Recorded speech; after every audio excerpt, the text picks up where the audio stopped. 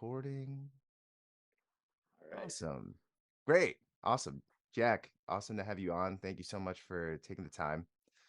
Thanks for having me. Um, yeah, man. I've been following Boston Sax Shop since before I knew you had reads. Oh man, I'm Um, sorry. no. I appreciate the reads. But yeah, man, it's been so much fun watching the trajectory of like what you've built and how far it's come. You mind if you just like explain a little bit about like how long you guys have been around and what your focus is up to late? Like I'd love to just I don't want to say origin story, but like Yeah, I don't want to bore you with all that. Yeah, I guess Boston Sax Shop started. It's gonna make me feel old as shit. Boston Sax Shop started in 2013. Yeah, we're coming up on 10 years. But that being said, the first I want to say 6.5 years, it was just me fixing saxophones. I wasn't making products. I had no, real interest in making products until kind of that sixth year for a variety of reasons. I don't know how much detail you want me to go into, but I'd be happy to kind of tell you why I added that. If that's yeah, interesting at yeah. all. I mean, actually, the more curious question: how did you get into like fixing saxes? I'm sure you've said Okay, this like yeah. 10 or 12 times. Oh, it's totally cool.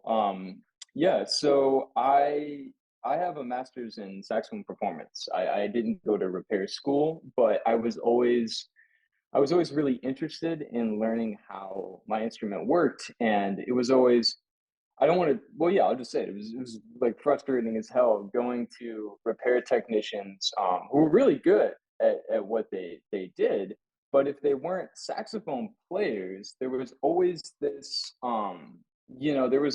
gap in communication where, as a saxophone player, I felt like an idiot because I couldn't describe in any kind of logical, mechanical way what I think was happening. I mean, I was like a lot of other saxophone players, and this isn't to poke fun, but it kind of is. They come and they're like, oh, like my horn is playing a little stuffy because somebody told me online that it's silver plated, or because it has this serial number, like because my neck screw isn't big enough. And like, we're so, as artists, right? We get so wrapped up kind of in the psychosomatic, and then we don't have a logical explanation. That's why we throw our money at silly stuff. Okay, that's a whole other thing. But anyways, I wanted to know how it worked so that I could get the horn to do what I wanted, and kind of blast through the mythology and the subjectivity and just like get down to business. Like, why is this not working?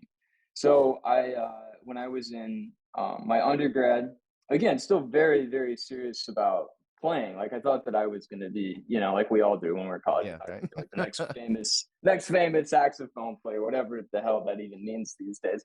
But I just bothered the shit out of this local music store until they finally agreed to let me come in and bench test me, which was like, all right, we're going to eat Taco Bell and you take the saxophone apart and put it back together in front of us. So somehow I did that and, kind of got bit by that bug. And then when I came to New England Conservatory in Boston, I was working, I got a job at Rayburn Music, which is this very storied, saxophone shop. They sold other things. They're mainly known for saxophone. So I was learning a little bit about retail. And then I apprenticed with a guy out here while I was going to school. And unfortunately, he ended up passing away. And that was kind of what crystallized my, yeah, I don't know. It sounds so cheesy, but I felt like, I kind of had a, I don't want to say calling because that sounds way over the top, but it felt like the right thing to do. I mean, this guy Yeah. had really passed on a legacy of really special, unique knowledge that you can't really get, publicly. And I just felt like this is what I'm supposed to do. I'm not supposed to go live with seven dudes in Brooklyn and play smalls once a year. I'm supposed to fix saxophones. Not to knock that. That's fine. You can do that. No, It's no, no, no, good, no. but Yeah. Yeah, yeah, yeah. yeah. No, I don't think it's cheesy at all to like have a realization like that, especially like when it kind of shocks your system with some sort of like sense of loss and all of a sudden it just kind of reorients what your goals Yeah. are. Yeah, yeah. Yeah, No. exactly. Mhm. So you just like you trained, you figured out how to fix some stuff. I would be massively stressed out, watch or listening to a bunch of dudes chewing on Taco Bell as I'm trying to Oh, take apart a oh man. saxophone and put it back together. And like, were they legit just like, yeah, let's see what you can do? Like, is Oh yeah, it was like trial by fire. Like you little uh punk, like come in here and see if you can do this. Yeah.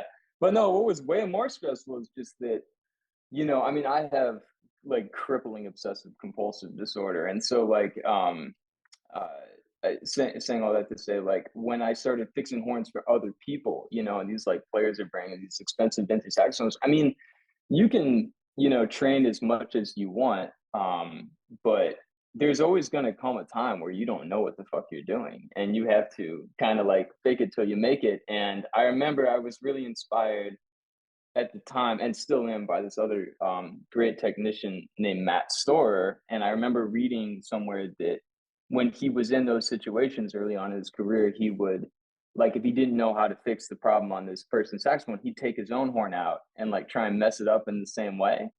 And that's what I used to do.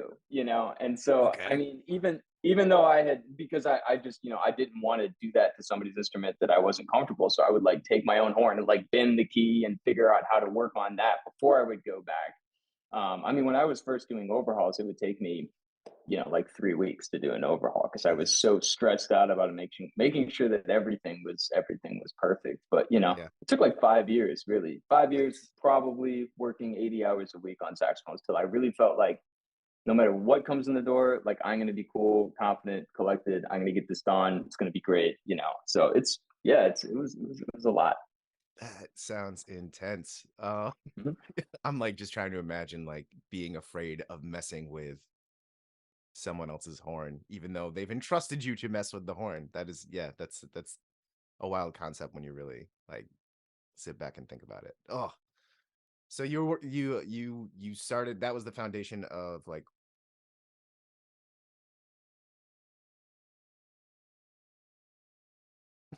I didn't realize you were. I'm so, No, you're fine.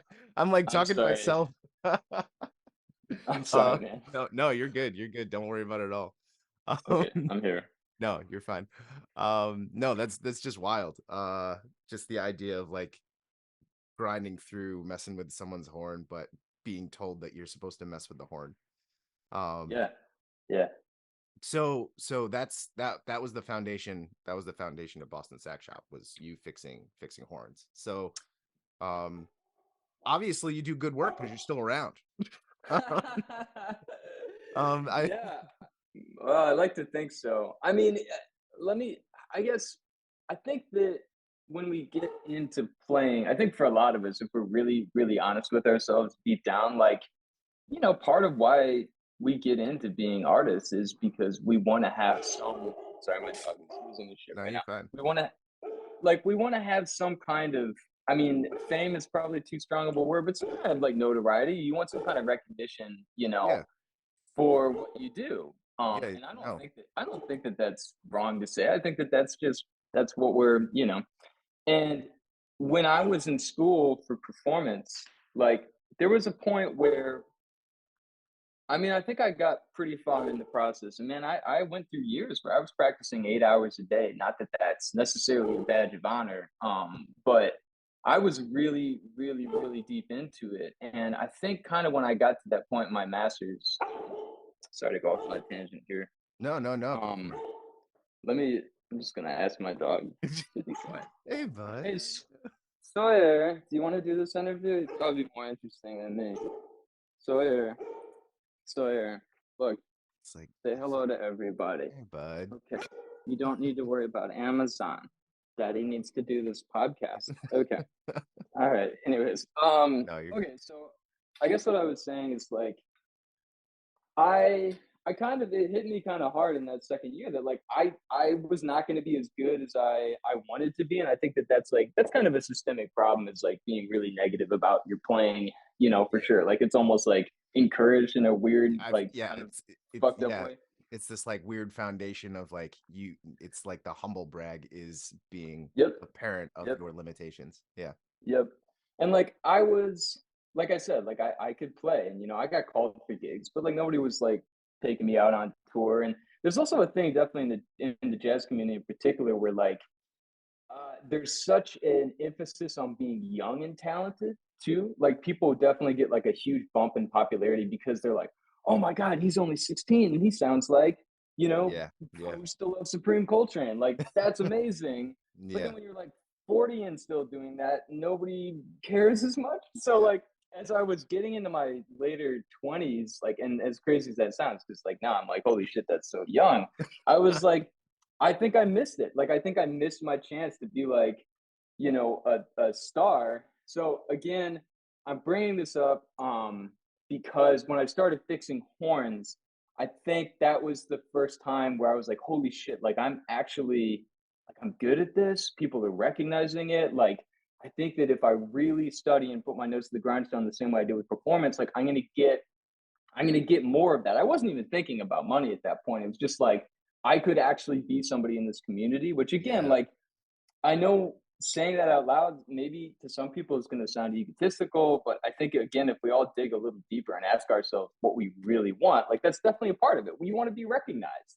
yeah, And so once I kind of got that sense that I could actually, do this and be good at it, if not, one of the best, I was like, okay, I'm in, let's do it. And I mean, I committed. Again, it was like 80 hours a week. I literally would sleep at my shop because it would it'd be 4 o'clock in the morning. It wouldn't make sense to go home, and just keep working on that overhaul. So yeah, it was 5, 6 years of that basically before the products.